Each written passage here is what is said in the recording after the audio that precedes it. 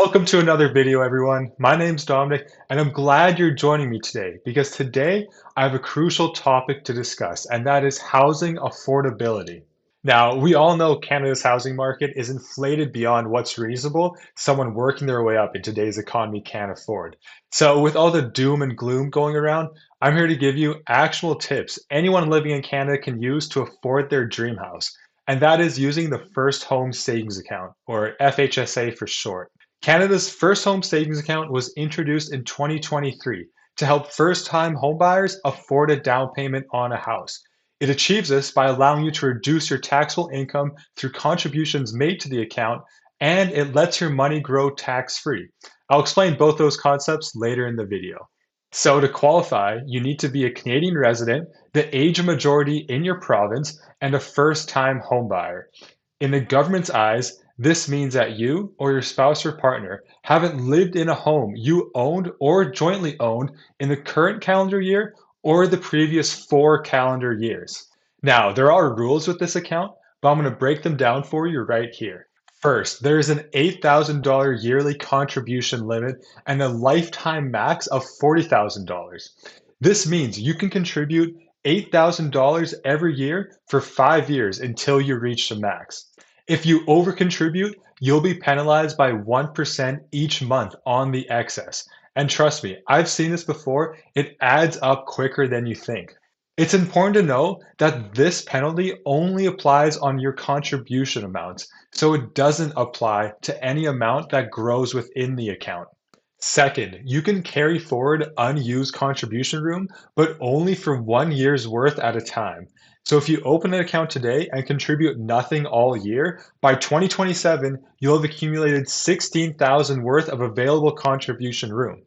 But if you contribute nothing in 2027, your available room won't grow to 24,000 in 2028. It'll stay at 16,000 because you can only carry forward 1 year's worth of room at a time. And third, you can only have the account open for a maximum of 15 years. You will be forced to withdraw or transfer your money and close your account if you don't buy a home in that time. To demonstrate the value of using the FHSA, I'll use an example of someone making $60,000 living in Alberta. Right now, they would pay $12,654 in tax using 2025 tax rates.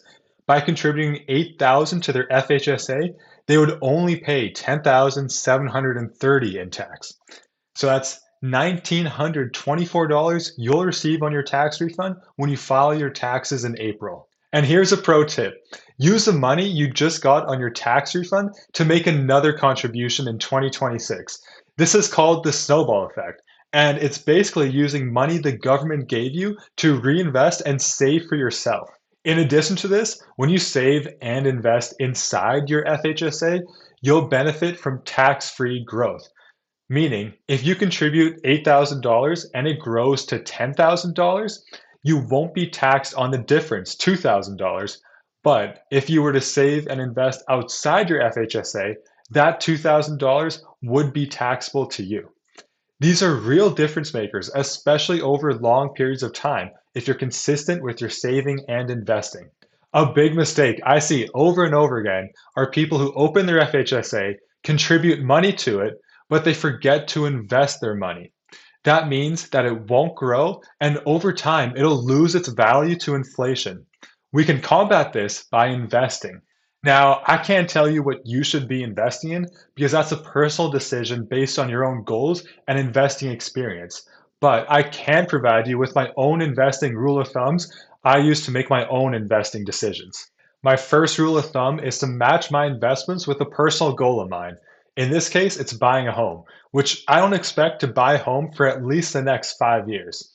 So because my time frame is at least 5 years away, I can take a little bit more risk with my investing decisions. My second rule is to keep investment costs low. For me, that means using exchange traded funds, or ETFs for short. Generally, they have lower fees than mutual funds and allow me to invest in broad market indexes, which brings me to my third rule, which is to stay diversified. That means I'm not picking and choosing individual companies to invest in. I invest in broad market indexes like Canada's S&P TSX index, which contains over 200 Canadian companies. These principles work for me when I make my own investing decisions.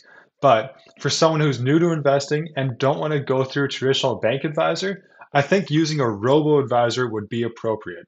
Now, going back to the FHSA, a question I've heard a lot is what if I don't end up buying a home? Obviously, this account is meant for first-time home buyers to afford a down payment. But in case your plans change and you open an account, but you don't plan on using the money for a home purchase, you'll have other options. Your first option is to make a direct transfer from your FHSA to your Registered Retirement Savings Plan, or RRSP for short.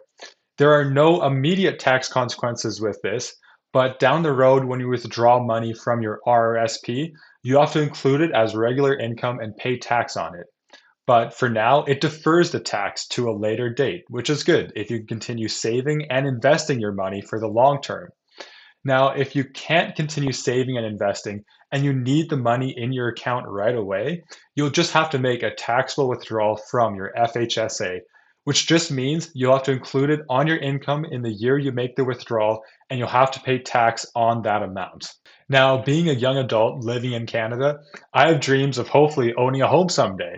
So to end the video, I'm going to share how I'm using my FHSA to achieve these home dreams. I opened my account in 2024 and made a contribution and immediately invested into the XEQT ETF. It's globally diversified, it's low cost, and it fit my investing goals, which has a time horizon of over 5 years. So I chose this ETF to maximize my long-term returns while keeping my costs low. Here's another pro tip.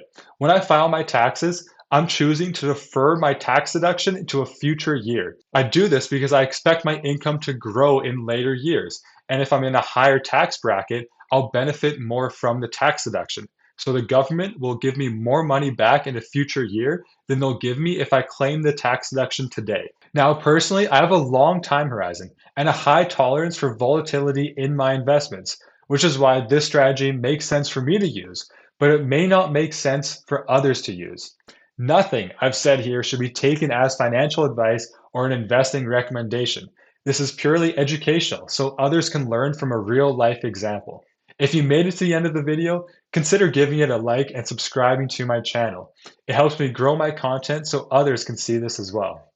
Anyways, thanks for watching everyone. My name's Dominic and I'll see you in the next one.